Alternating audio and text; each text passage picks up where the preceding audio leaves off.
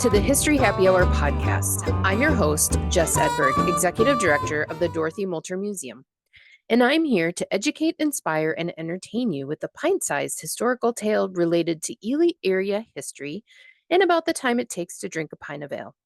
If you are new, the history I share is not a deep dive, rather it scratches the surface using publicly accessible resources.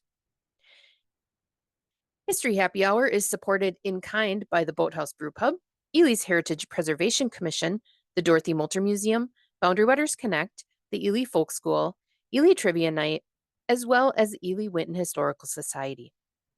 Additionally, if you know someone who may like this programming, the last 2 seasons are available online via YouTube under the Dorothy Molter Museum's channel or as a podcast on all of your favorite platforms, as well as a Spotify playlist for each topic. Now, this time of year can conjure up spooky imagery and motivate us to seek out that physiological thrill of a controlled fight or flight response with a release of adrenaline and endorphins that comes from confronting dark themes and jump scares. Perhaps we watch a film, tour a notoriously haunted structure, or visit a local cemetery, and sometimes we seek it out, testing our threat mastery by confronting and overcoming a dangerous or scary situation in a safe and controlled manner, because we know they can't touch us. But what about those times when we just happen to be going about our daily business, like driving home from a day of grouse hunting up the Echo Trail? Suddenly it becomes dark, faster than you thought, and a large animal runs across the road. What was that? Was it running on 2 legs? Bears do that, right? Or what about that camping trip into the Boundary Waters, miles from the nearest road, only the light of your campfire or headlamp to see at night? Suddenly you're woken up by an otherworldly scream. Was that a bobcat? Heavy footsteps skirt your campsite. The silhouette of a large figure is barely visible. What kinds of creatures would you be thinking of? And why would we even be thinking of anything other than the expected wildlife? Well, it's not uncommon for our minds to jump to fantastical conclusions when we hear strange noises or see strange shapes in the woods, especially at night. In fact, our brains don't often take time to rationalize the experience. Rather, it engages our so-called primitive lizard brain into fight, flight, or freeze with an amygdala hijack. Perhaps you've experienced this when someone in your household rounds the corner of the kitchen, startling you, even though you knew they were there all along. An amygdala hijack happens because our brains are wired to look out for danger. This part of our brain activates quick response stress hormones, putting our bodies on high alert as our nervous system revs up for action, and it all happens in a flash. It's an instinctual response for self-preservation in the most primitive fashion. However, our amygdala perceives threats based on our initial and previous experiences. So if we have a freak out over a snake on the trail, we may continue to trigger an amygdala hijack the next time we see a snake on the trail. However, if we can engage our prefrontal cortex and put distance between impulse and action, we can begin to desensitize to the presence of snakes. Well, how do we do that? Well, first we need to understand that most humans rely on our sense of sight to process information. If we are in the dark, say camping in the B-dub, our brains release those aforementioned hormones to sharpen our other senses and survival instincts. Any sound in the dark poses a greater risk than the same sound in the daylight, according to our amygdala. Second, we have become a digital society where the dopamine release from using our mobile phones is addictive. Lack of access to that at night in the woods can increase stress hormones, making the anxiety of fear more pronounced. But we go into the woods to disconnect from technology and reconnect with nature, right? Clinical psychologist Seisha Zinn says that being disconnected from our access to technology can feel like a loss of safety and control in our brains, even though we know that the nature experience does wonders for our mental and emotional health. So, how can we preempt freaking out from those snakes just living their lives? One part of the solution in overcoming fear or desensitizing oneself to scary things is understanding them, right? I mean, just think how much fear and hate we could eliminate if we all just found understanding and empathy for the object of our discomfort. What I mean to say is, the more we familiarize ourselves with, for example, the ecology of snakes, or the sounds they make vocally or physically, or the types of snakes we may encounter and how to quickly identify them, we create space between our prefrontal cortex and amygdala, and our brain will become adept at distinguishing a stick from a snake on the ground. Without detailing the whole process of retraining your amygdala to modify how you process fear and anxiety, the basics are exposure therapy, learning to self regulate, mindfulness and meditation, and cognitive restructuring, which involves slowly replacing belief with one that is more accurate or helpful, such as snakes play a valuable role in the environment by controlling pest populations. Although these therapies are not a one size fits all deal, studies via the National Institute of Health have shown that amygdala retraining can lead to reduced amygdala activity in response to feared stimuli, improved emotional regulation, decreased anxiety and stress levels, and enhanced coping mechanisms. That's all fine and good when we're talking about fears that sprout from our brain's inability to process that a crashing sound in the trees at night is just a flying squirrel, or that weird hairless creature running across the road is just a coyote with severe mange, not a chupacabra. What about the things that science has not yet explained? The noises that don't seem to match any sound available on the vast interwebs, the creature that our brain can't logically process as anything other than paranormal. Those one time experiences that are impossible to desensitize to. Well, let's try. What are monsters?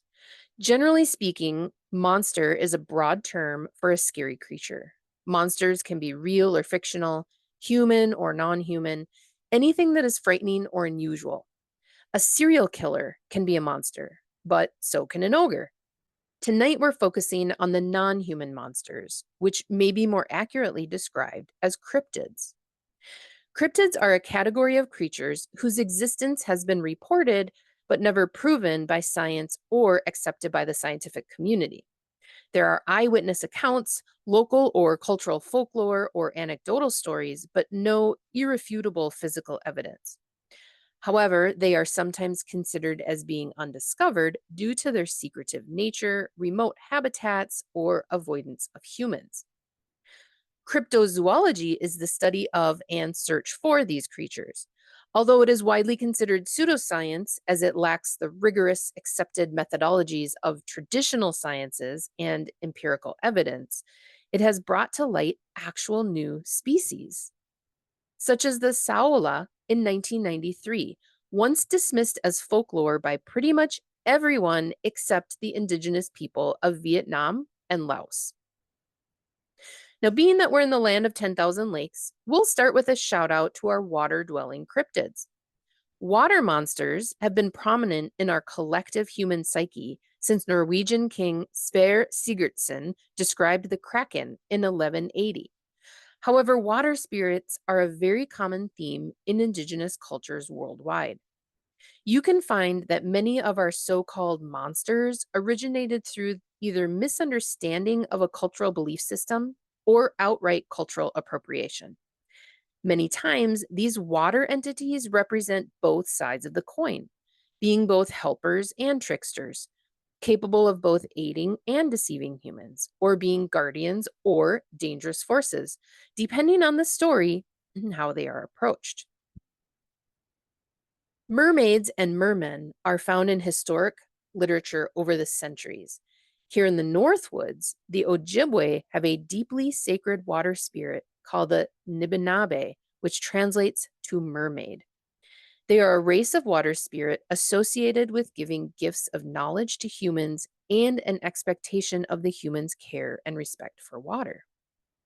And as previously mentioned, these indigenous entities are often co opted by non natives and transformed into a fantastical, spooky story, such as the Great Lakes Merman, of which the frightening nature of these beings is often linked to the region's thousands of shipwrecks. The underwater panther is another Northwoods monster that originated with indigenous cultures. Also known as the great lynx or Mishabiju, this cryptid resembles something like a cross between a cougar and a dragon and is considered dangerously powerful, but a protector and a source of knowledge if honored properly. Specifically on Lake Superior, Mishabiju guards the vast amounts of copper which had been mined by indigenous people long before the arrival of Europeans to the area. Later, during the 17th century, when mining copper had become taboo, Jesuit missionaries arrived in the Great Lakes region and heard firsthand stories of capsized boats due to the Mishabiju. Depictions of the Mishabiju, as well as giant serpents or chignabikugs, were depicted on this pictograph in Lake Superior Provincial Park in Ontario, Canada. Sea monsters or giant serpents are another worldwide cryptid species. From the Lake Superior cave monster to Nessie in Scotland to Okapogo in British Columbia to Yakumama in the Peruvian rainforest to Pepe in Lake Pepin, Minnesota, large water monster stories stretch back centuries from both, shocker, indigenous peoples recounting of either actual species of wildlife or their belief systems. Stepping onto dry land, portrayed in popular horror genres as a somewhat skeletal, life sucking, forest dwelling, antlered creature preying on white folks in the woods, the Wendigo originates from spiritual beliefs held by indigenous peoples, surprise, who inhabited large parts around the Great Lakes and St. Lawrence waterway and share a set of similar dialects of the Algonquian language. Culturally and simply stated, the Wendigo is the spirit of winter and a symbol of the dangers of selfishness. The origins of the name Wendigo come from the Anishinaabe words ween dago, meaning solely for self. The spirit of Wendigo represents the harsh conditions that lead to desperate times and choosing what is best for you over the community. In some cases, one becomes a Wendigo as punishment for dishonorable or taboo activities, such as engaging in cannibalism due to starvation. The Wendigo also helped explain mental illnesses, such as schizoaffective disorder, as it was not understood and considered a spiritual illness. In fact, those Jesuit missionaries of the 17th century referred to those afflicted as having Wendigo psychosis, which contributed to framing a deeply complex cultural and spiritual experience within a Western medical and psychiatric framework. These differences speak volumes about how non native people tend to simplify indigenous beliefs and often strip them of cultural context in the process. Additionally, traditional indigenous narratives never imagined the Wendigo with antlers.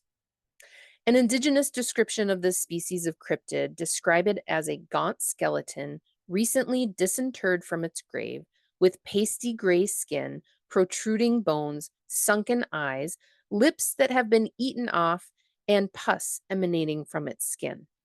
Since European settlement, the Wendigo came to represent colonialism, forced migration, and the mass genocide of indigenous peoples. Today, it is associated with the excesses of capitalism and colonialism, creating conditions that are as harsh and barren as the cold, unyielding winters of the past. Today, the Wendigo has become a pop culture icon rather than a spiritual guide. Marvel Comics positioned the Wendigo as the Incredible Hulk's antagonist in the 1970s in issues that launched Wolverine's story. Additionally, Wendigo is in video games, TV thrillers, and horror movies. In our latest episode of Indigenous Cultural Appropriation, the Bigfoot. As far as cryptozoology goes in the Northwoods, Bigfoot seems to be the frontrunner on my non-patented public cryptid awareness scale, likely due to the incredible geographic range that this cryptid roams in what appears to be a great variety of subspecies. Known worldwide, this creature has geographically specific names that reflect the folklore and cultures of where they've been sighted. The common denominator is that the physical descriptions are all the same: a bipedal, hairy, ape like humanoid that is usually taller than the average human. These cryptids are typically found in forest or jungle habitats and are considered omnivores that also scavenge. They generally avoid humans and seem docile unless provoked, like most things. And there are samples of footprints, lots and lots of footprint molds. What makes this creature so well known? Let's dive into the far reaching stories about this enigmatic cryptid. In the vast region of Asia, the most well known large hairy humanoid is the Yeti, found in the Himalayas, which span across Nepal, India, China, Bhutan, and Pakistan.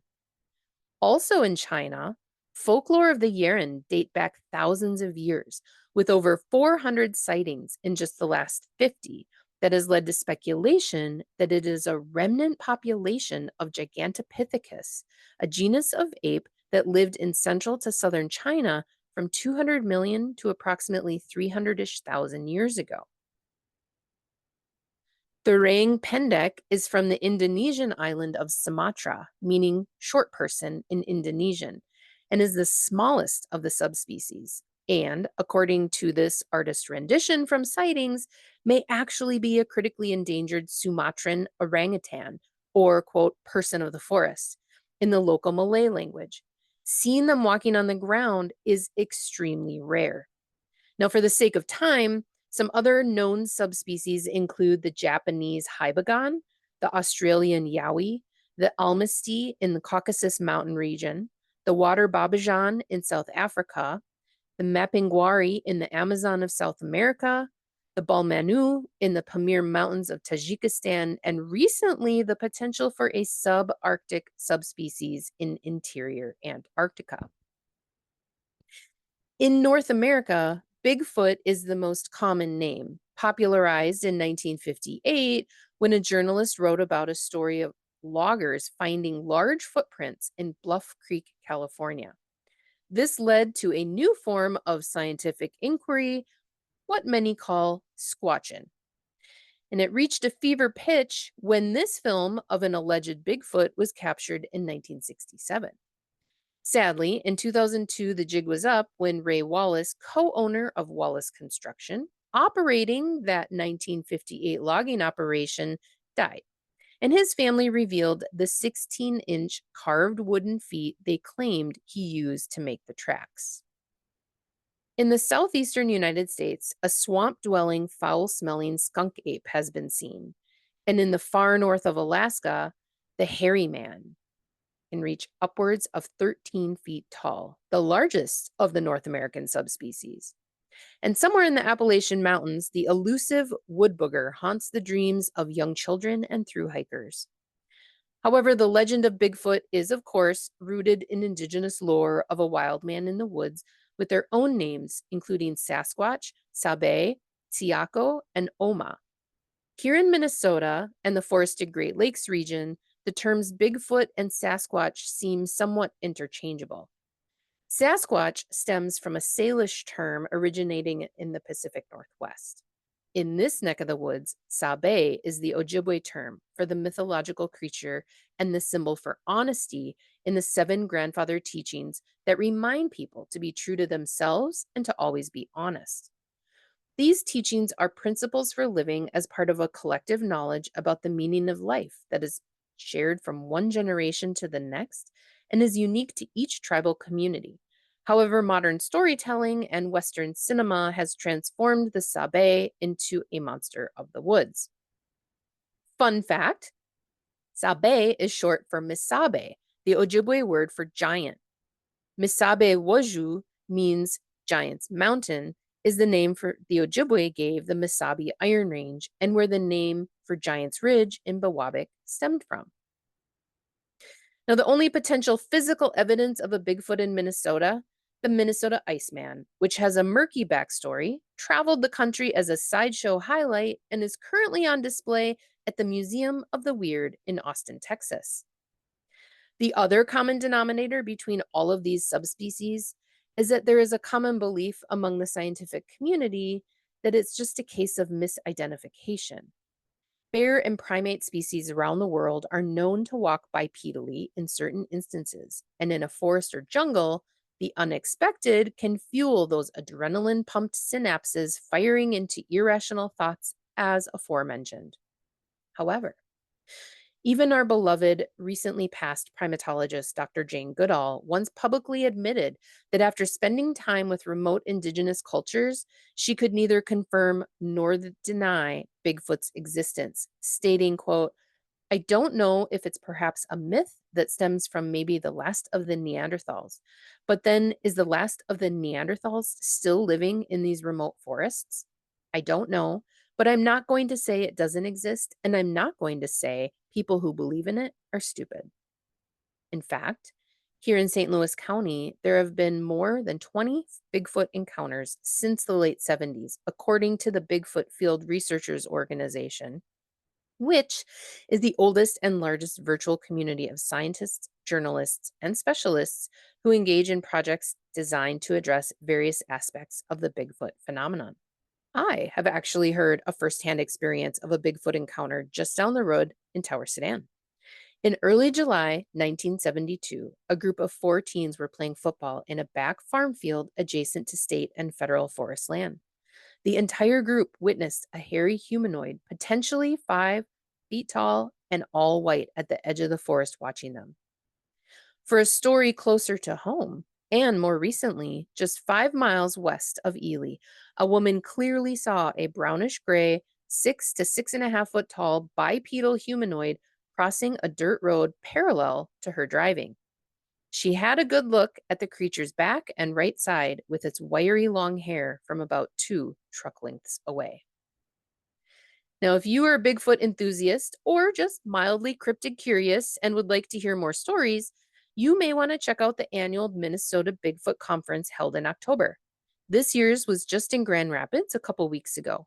Or if you don't want to wait a whole year, hit up the Reamer Bigfoot Festival next July. They even have a Bigfoot 5K. Most of the monsters we know of in pop culture today were appropriated from ancient belief systems, originating from oral histories that were meant to make sense of the world and or guide social mores. Vampires, for example, stemmed from ancient blood-drinking spirits of Mesopotamia, Greece, and Rome, and were then materialized into living entities in Eastern Europe as grotesquely bloated, blood-sucking zombies, to the Carpathian Vlad III Dracul or Vlad the Impaler, and finally into the romanticized version of Anne Rice's sexy Lestat.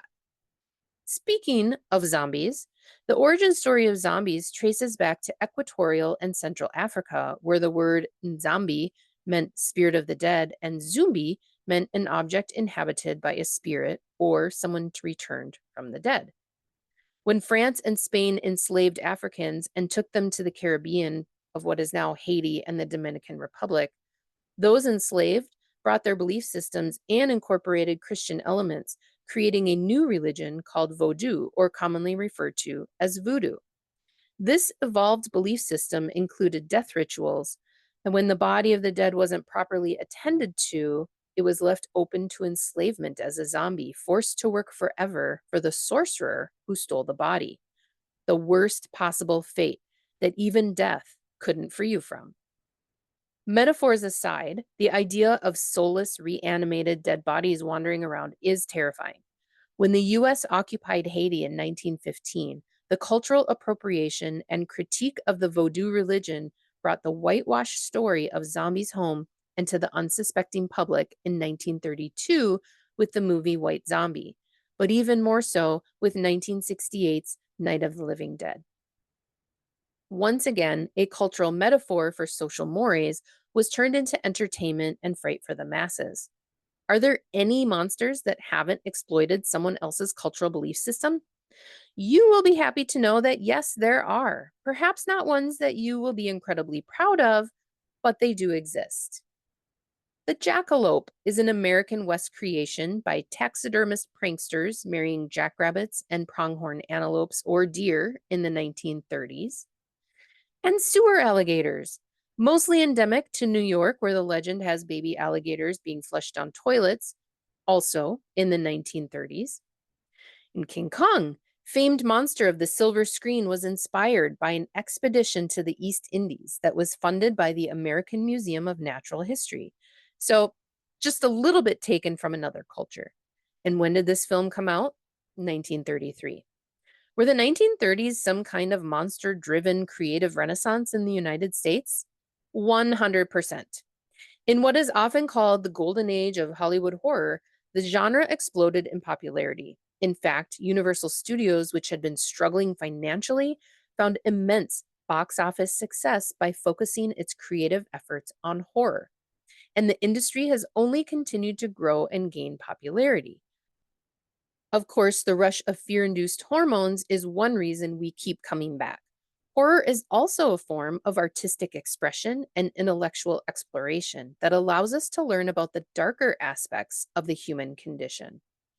But the monsters of horror films, stories, and our nightmares also reflect societal fears by using them as metaphors for anxieties of the time, such as fear of war, technological advancements, and changing social values.